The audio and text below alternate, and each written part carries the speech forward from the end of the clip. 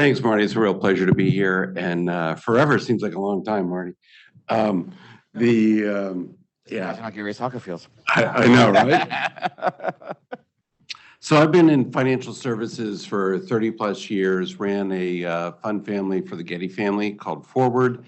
We were one of the first to do coined a term in '08 called liquid alts, and people sort of looked at us like, "What are you talking about?" And it took off a little bit later, but sold that business back in 2015, and I've had a opportunity to really do a lot of cool innovation in the last couple of years.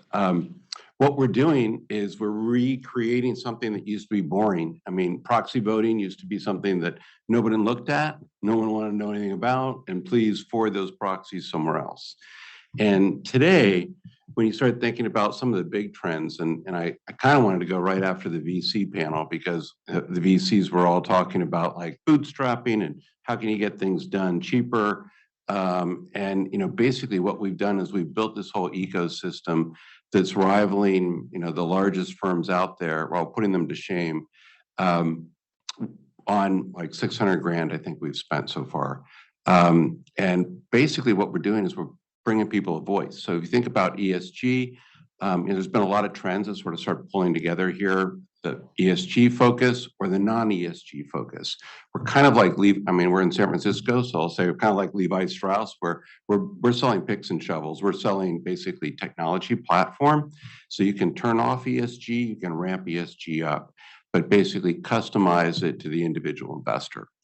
So that all sounds kind of interesting, but what's the ramification? And what I want to try to make sure folks really understand, and Marty, I know I've got 15 minutes, so I'll try to go for 10 and then maybe do a little Q&A.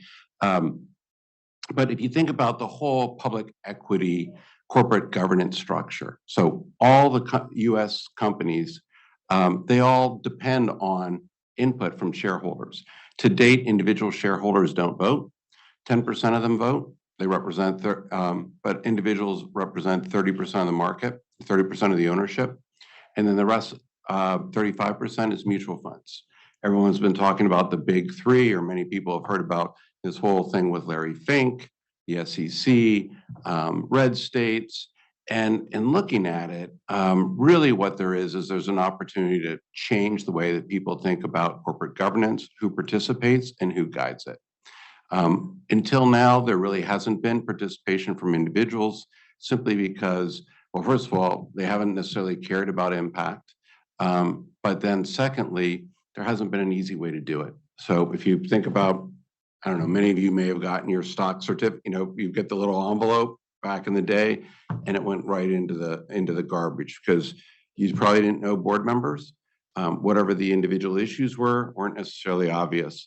So what we've done is with technology, we've automated it. So it takes people as little as 2 to 3 minutes to sign up. We set it, forget it, and then we go back to people and actually show them their impact. So as folks start thinking about like, what does that whole investment ecosystem look like today? Today, investment advisors, mutual funds, they report their performance, they report fees. And as a friend of mine says, yeah, those are two dogs, who's going to try to outperform the other guy who always seems like they have a better number, and nobody wants to hear about the fees. Everyone wants to know that they're not paying fees. So really what we do then is not only do we vote the proxies, but we report them back and then help people understand what kind of impact they've had. How many ESG initiatives did you vote against? How many did you vote for? How many times did you look for? So you start getting into some of the hot items today are certainly environmental issues, but also diversity issues. How many people of color did you vote for? How many women were you able to vote for? And then we can get really racy and start talking about we customize for the Catholic Church or for women's health care. And in looking at it back and forth, those two groups don't necessarily agree. But in looking at ability to actually have impact there and drive change with regard to women's health care is a big issue for a large percentage of the population, but how many people are actually doing it today? So really what we've done is taken an old line industry, the biggest player in the market is has about $5 billion in revenues, called Broadridge. Their clients hate them, the regulators hate them. Seems like there's great opportunity there for innovation. The folks that we've been working with or talking to some of the largest mutual fund companies in the world, and they too I don't know that they fully understand. When I talk to my friends back in Wall Street, what Wall Street says is people don't vote proxies. And that's true. People have historically not voted proxies. What we're seeing is we're partnering right now with nonprofits that have brand. So in Canada, we did one with Stand, which is stand.earth. They focus on financing of fossil fuels. We've done one with As You Sow, it's here in Berkeley, and another one called Third Wave. What we're seeing is hundreds of people a day signing up to vote proxies. Once they sign up with us, they're automated. They're set and forget. We do the reporting. So what we're seeing is huge change. Wall Street still hasn't acknowledged it.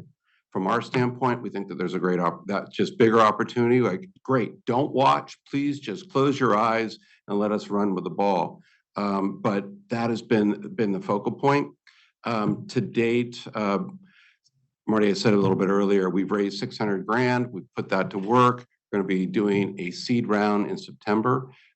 We think that we're looking to raise $3 million, roughly a $25 million valuation. And what we're seeing is that the big folks that are coming to us have already spent 50 and more on this problem and are coming to us for a solution. So, I'm really optimistic about it. But I know time's a little bit of a challenge, so I'm going to stop, and I'm hoping there's a question or two. Yeah. Good to be seen. Years ago, the Department of Labor, vis-a-vis ERISA, said that it was absolutely required for plan sponsors to vote. Wouldn't they be the majority, just because the institution? Because the bottom thinking of the Department of Labor was there's a difference in voting shares versus non-voting shares. If so, and the voting shares tend to be more valuable. If so facto, it has a value. If so facto, the plan sponsor has to track it, has to use it. So are you mostly just for retail, or is that where you're headed? I appreciate the question. Thanks. Good, really important question. Most people don't realize, but mutual funds represent, I should say 401k plans represent like 60 to 70% of new money going in. So, and those are typically today millennials. So as you look at it, Stanford study shows that over 95% of millennials will give up return for impact.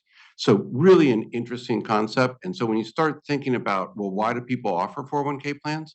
They offer K plans or benefit packages to attract better employees, right? As a competitive marketplace, you want to have a better optionality. My point would be, so whether you're talking about Planned Parenthood, Sierra Club, I'll go the other side like NRA, these folks all have brands far stronger with their participants, than Vanguard, BlackRock, or anybody else. So really what my expectation is that we will have premium channels that will allow for, so we're working with like a group of athletes that represent over, they have like 1 billion followers on social media.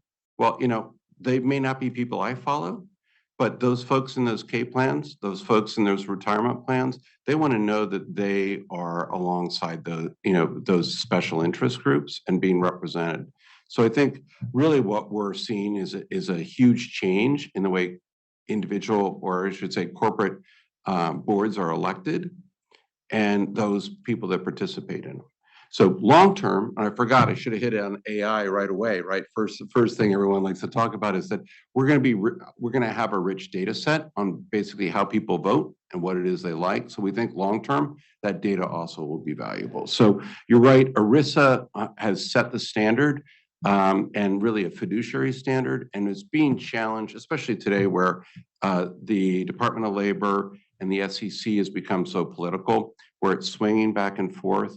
And so the more the red state folks, which actually is a friend of mine's writing most of it, of the letters and suing the SEC, again, I'm much more of like, we're the middle player, we're the tech platform. So, the more that goes on in the space, the better it is for us.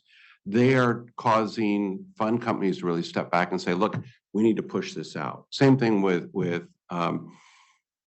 pension plans. They don't want to be on one side or the other. And when you start thinking about how many different sides are, it's not just red and blue. It's, on each individual issue. So I think we're really in a really interesting place.